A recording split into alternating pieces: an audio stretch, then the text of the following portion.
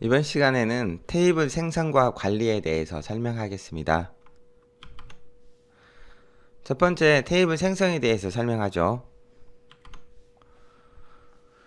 오라클에서 객체라는 것들이 있어요. 객체는 테이블, 뷰, 시퀀스, 시노늄 등이 있고요. 이런 객체들은 이름 만드는 규칙이 몇 가지가 있습니다. 물론 이름 만드는 규칙에 이름에는 열 이름도 포함이 되고요. 기본적으로 테이블 이름이나 열 이름 등은 길이가 제한이 되어 있어요. 길이는 총 30바이트 길이까지 가질 수가 있고요. 30바이트를 넘어서면은 이름이 만들어지지 않습니다. 그리고 이름은 영문자, 대문자, 영문자, 소문자, 그 다음에 숫자, 그리고 언더스코어 캐릭터, 달러, 샵 등이 사용되는데요. 샵은 사용 가능은 하지만 권장은 되진 않아요. 그리고 공백을 포함할 수 없고요. 이름은 오라클 서버에서 사용하는 다른 객체 이름과 중복돼서는 안 되는데요. 다른 사용자의 객체라면 상관없지만은 동일 사용자 내에서 똑같은 이름이 있을 수는 없다는 뜻입니다. 예를 들면은 HR 사용자가 employees란 테이블을 만들었는데 다시 그 employees란 테이블을 HR 사용자 안에 넣을 수는 없다는 거고요. 다른 사용자는 employees 테이블 이름을 가질 수는 있어요. 자, 그리고 당연히 이름은 오라클의 예약어, 셀렉트, 업데이터 이런 것들을 사용할 수 없겠죠. 이름을 만들 때는 대부분의 경우에는 테이블이나 아니면 다른 데이터베이스 객체에 대한 서술적인 이름을 사용하는데요. 쉽게 얘기하면은 데이터를 가장 잘 표현할 수 있는 이름으로 설정한다는 것이죠.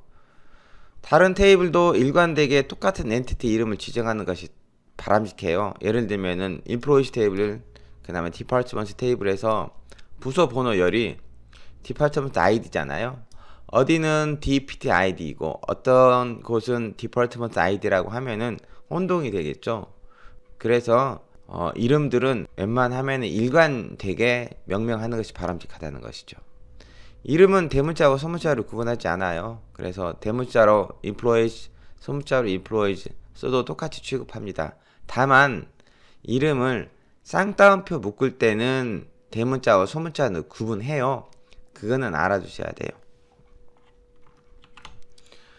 테이블을 생성하는 구분입니다. 여기는 create 테이블, 그리고 그 다음에 스키마 이름이 나올 수도 있고요. 스키마 이름은 오라클에서는 사용자 계정하고 동일하죠. 스키마 이름은 생략이 될 수도 있고요. 그 다음에 테이블 이름, 그리고 한 쌍의 소괄호가 나오고, 그 다음에 열 이름과 데이터 타입, 그리고 디폴트 값이 필요하다면은 디폴트라는 키워드와 디폴트 값을 계산하는 익스프레션이 선택적으로 나올 수가 있어요. 아직 제약 조건에 대해서는 배우지 않았는데요. 이 뒤에 제약 조건이 또 나올 수도 있어요. 그건 제약 조건 챕터에서 설명하겠습니다. 열을 여러 개 정의한다면은 콤마로 구분해서 여러 개 계속 정의하시면 돼요. 자, 그러면은 테이블을 한번 만들어 볼까요?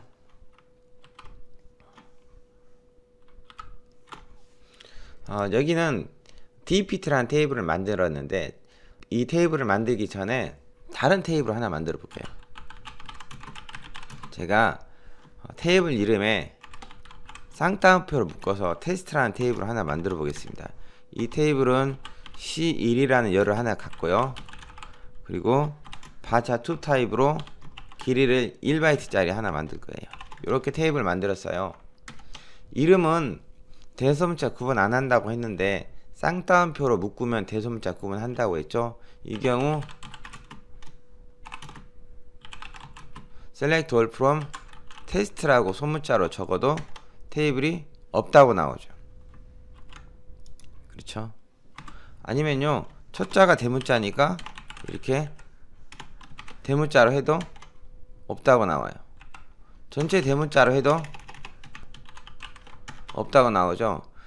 테이블 이름을 대문자, 소문자 구분하실 거면 쌍따옴표를 묶는데요. 그럴 때는 사용할 때도, 만들 때만 아니고 사용할 때도 대소문자 구분해서 묶어 주셔야 돼요. 지금은 데이터가 없으니까 데이터는 아무것도 안 나오지만은 질 결과는 실행은 된다는 거죠. 이렇게 테이블을 만들 때 이름을 대소문자 구분할 수 있지만 그럴 경우에는 쌍따옴표로 묶어야 된다는 거고요. 슬라이드에 있는 테이블을 한번 만들어 보죠. 저는 DEPT라는 테이블을 만듭니다.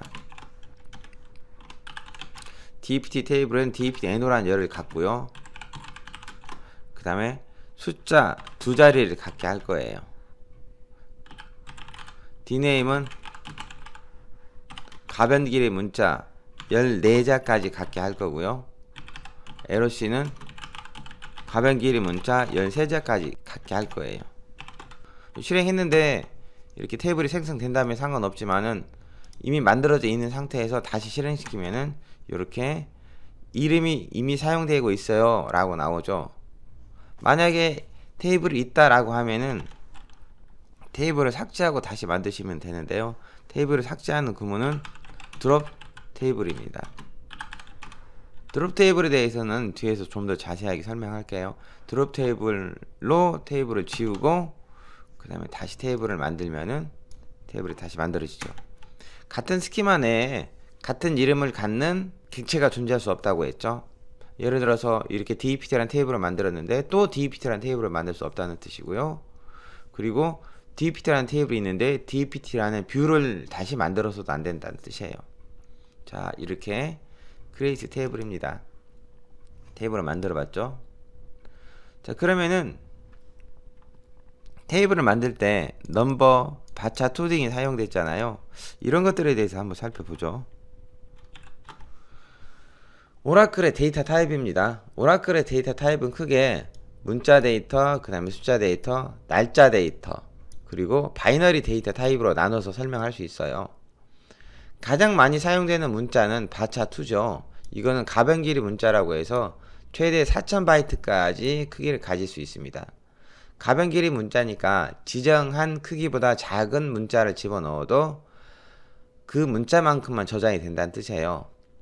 바차2 위에 있는 차라는 게 있는데요. 차는 최대 2000바이트까지 갔는데 이거는 고정 길이 문자 데이터입니다.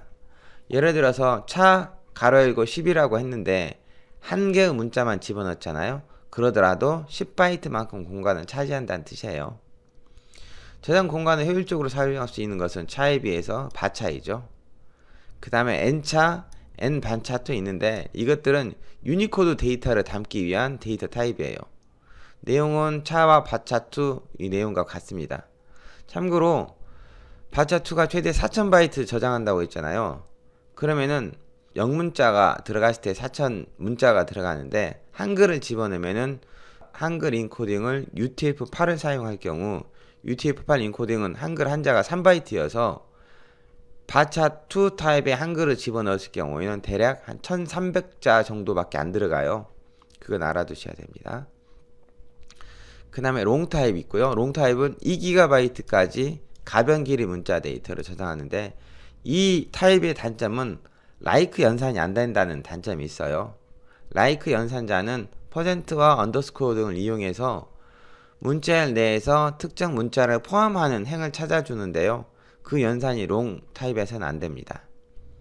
그 다음에 CLOB, 그 다음에 NCLOB 있는데요. CLOB는 캐릭터 라지 오브젝트라는 뜻이에요. 최대 4GB까지 데이터를 저장할 수 있는데요.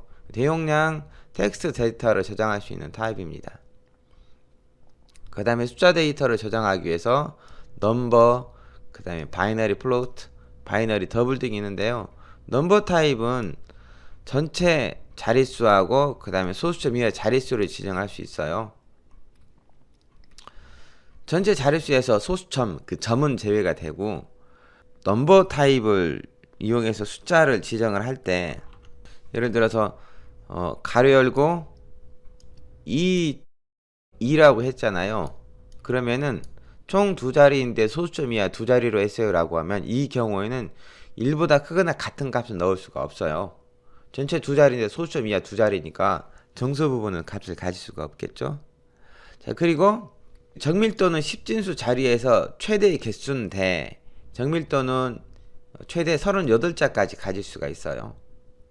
그 다음에 스케일은 마이너스 84에서 127까지 범위를 가질 수 있고요. 그러니까 P는 38자, 숫자 자릿수는 이제 38자짜리 가질 수 있고, 그 다음에 S는 마이너스 84에서 127까지 가질 수가 있습니다.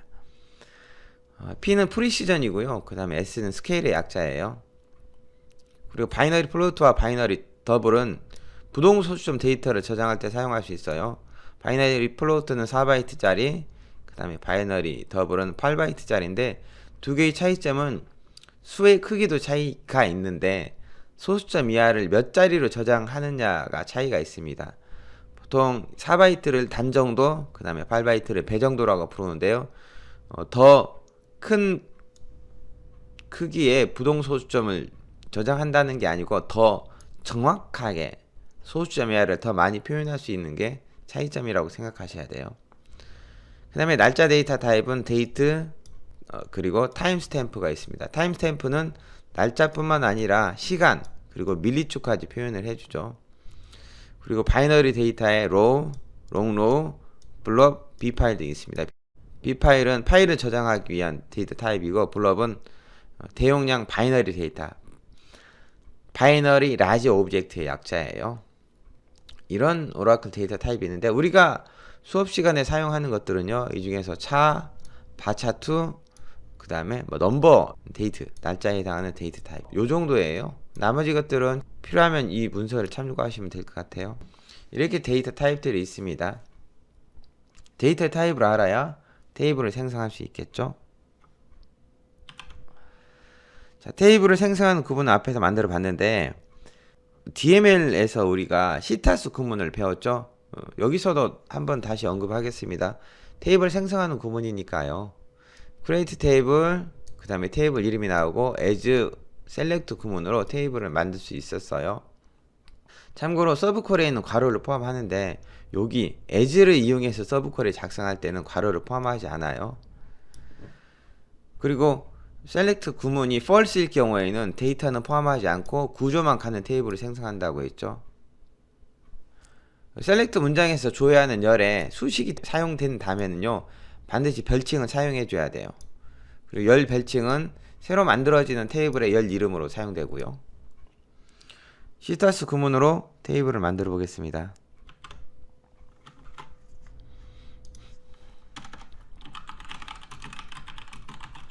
emp2라는 테이블을 만들 거예요.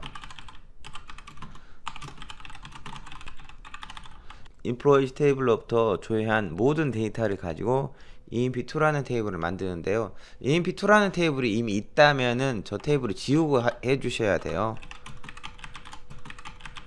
테이블 지우는 것은 드롭 테이블이었죠. 이렇게 있으면 지우고 그리고 다시 만드셔야 돼요. 없다면 그냥 만들어도 되겠죠.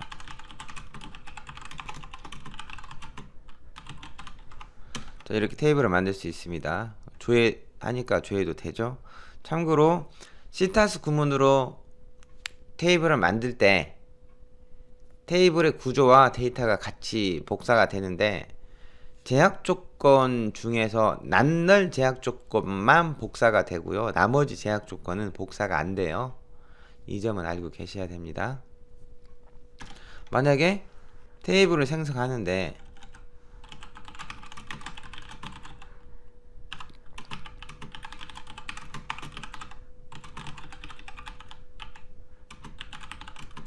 외워줄 조건이 false예요.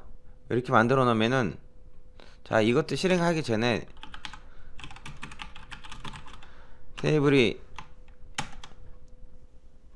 있기 때문에 저는 삭제를 하고 다시 실행시키겠습니다. 실행시키면은 요 경우는 구조만 갖는 테이블이 만들어져요.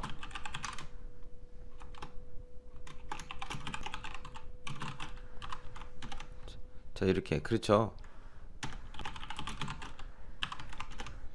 구조만 가는 테이블이 만들어진다는 거죠. 외워줄 조건이 false일 경우. 테이블 생성에 대해서 알아봤습니다. 어렵진 않죠?